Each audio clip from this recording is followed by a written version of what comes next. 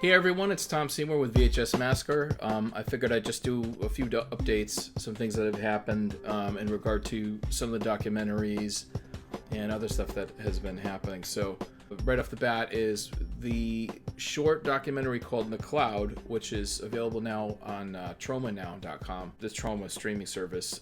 That recently won a Silver Telly Award. So I'll explain a little bit about the Telly Awards and then what it actually won.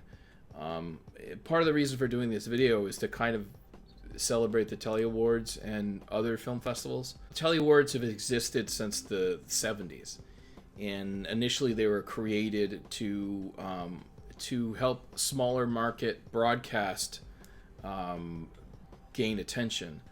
So at that time, really, there was only the Emmy Awards, and there was something called the Regional Emmy or the Local Emmy. And those were still pretty exclusive. When you're talking about the Regional Emmy, a lot of those awards were for like news, like local news. Depending on what events you gathered news for, you could win an Emmy. Like, I was a news cutter during some of the events of 9/11 in Hartford, in Connecticut. So our reporters went out there and did some news packages, and I would edit those and stuff like that. And so it's that kind of thing, that sort of high caliber news gathering where a local news station, this was CBS News, could gain Emmy Awards and things like that. The Telly Award came about where there were people doing documentaries, public television, and advertising, commercials, and promotion, and there was no real venue for them to have awards. As things evolved online and streaming came to be, the Emmys and the Tellys started to include what they called non-broadcast, and that would include web videos and stuff like that. And so in 2007 and 2008, that's when the stuff that we did for Black 20, the show called Network, which had Amy Schumer and a couple other people in some of the episodes. And Black 20 had Eric Andre before he broke, and a bunch of other people, Aubrey Plaza, So basically what happened was in 2007, the daytime Emmys teamed up with MySpace, of all things, and they basically created these nominations. It was the combination of MySpace and YouTube, and so that's how some of those nominations came to be. But in regard to the Telly Awards were giving out, they were all about independently created content and lower budget created content, and that's the thing too, is they're very inclusive. So something like the Emmys, very hard to just enter the Emmys. I've only found evidence of like one market where you actually can just like try to enter it. A lot of these things are very sort of closed off. They're closed off to traditional broadcast or very large companies. But the Telly Awards are actually accessible. But the cool thing about the Telly Awards is they're still very important. So any major network or media outlet is going to be entering the Tellys. So if you go on the website, it's like HBO, Disney, PBS, NBC, CBS. The Tellys will give out multiple awards for some categories, whereas the Emmys are kind of closed off. And that's something that I think is really important, that you statistically have a chance of winning. Like the Tellys' ability to give out multiple awards is not a bad thing. It's actually a really good thing. One of the short documentaries I finished called McCloud, it was about the king of royalty-free music, Kevin MacLeod. He basically created 2,000 songs and offered them for free to the public.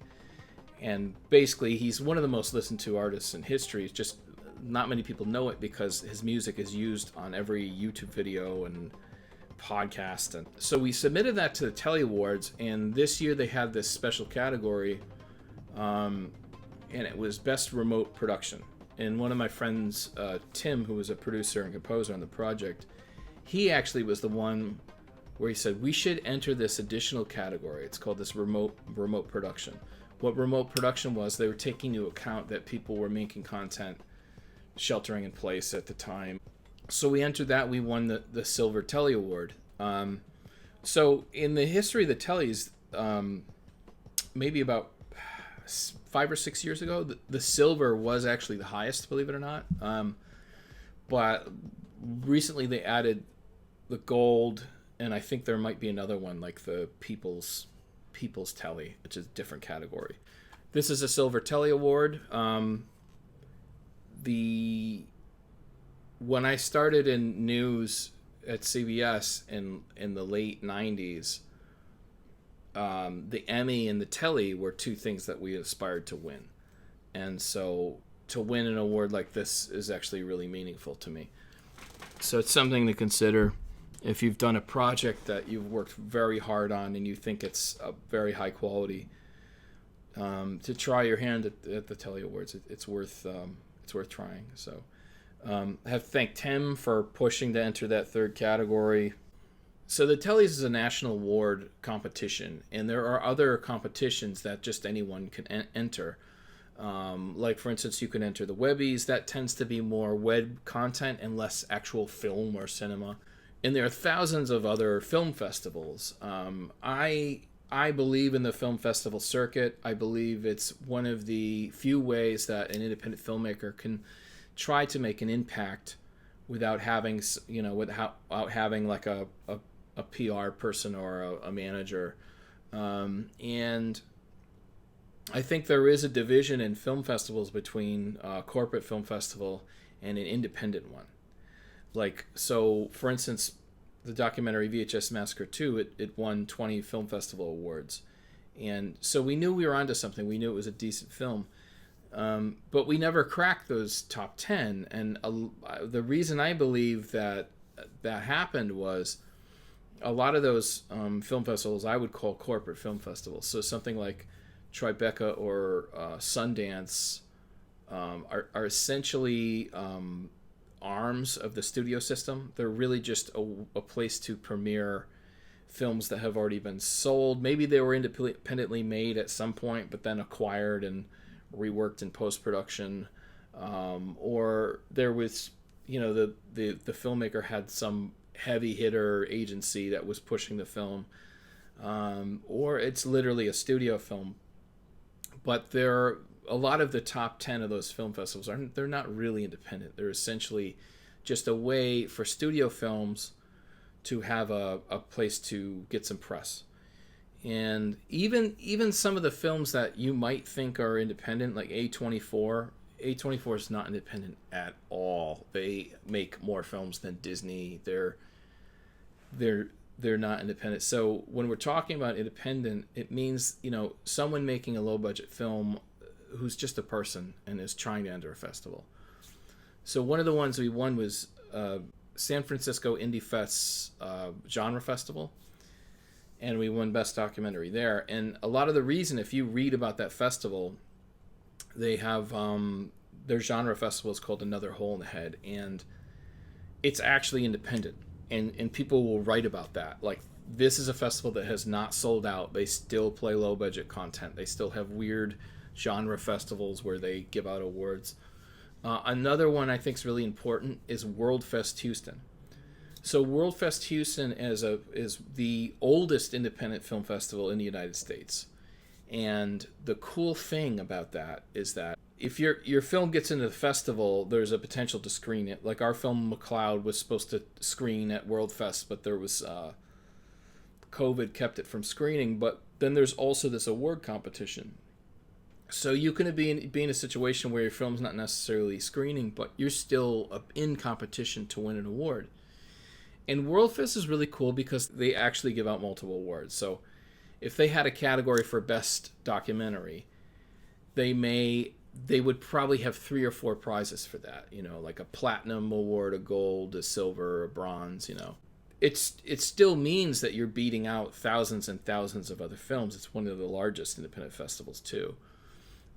But the cool thing is, your odds are a little better of winning an award. So this is an award I won from World Fest Houston. This is called a Remi, R-E-M-I. For those in the independent film festival world, they probably know what this is. And this was for the first VHS Massacre documentary. And this was a really important award. I use Film Freeway to enter my festivals. You know, it's only in the last maybe 5 years that I can actually afford to enter 20 or 30 film festivals, and get producers on board and get help to where we're entering a number of festivals. And to be honest, that's really the only way to win, is you have to enter in bulk. And it's unfortunate because it's a kind of financial game that we can't all play. It took me into my 40s to be able to do that, and maybe the same for you if you keep making films in your 40s. Keep going, and if you're interested in VHS Massacre 2, which is a documentary I finished about how media consolidation is all but killed the American exploitation film. Exploitation meaning market exploitation. That's what that means. It's playing on June 5th at Film Noir Cinema in Brooklyn at 7 p.m. So there's a screening there. That's probably going to be the last screening before it hits Blu-ray, and then it will hit streaming after that. McLeod is pretty much no upcoming screenings right now. It won at Cannes World, it won at World Fest, and it won at the Telly. So if there's more news, we'll let you know. So hopefully there was some information here. It wasn't too self-indulgent. And, well, thanks for listening. Listen to VHS Massacre Radio for podcasts about films and whatnot. And we'll see you next time.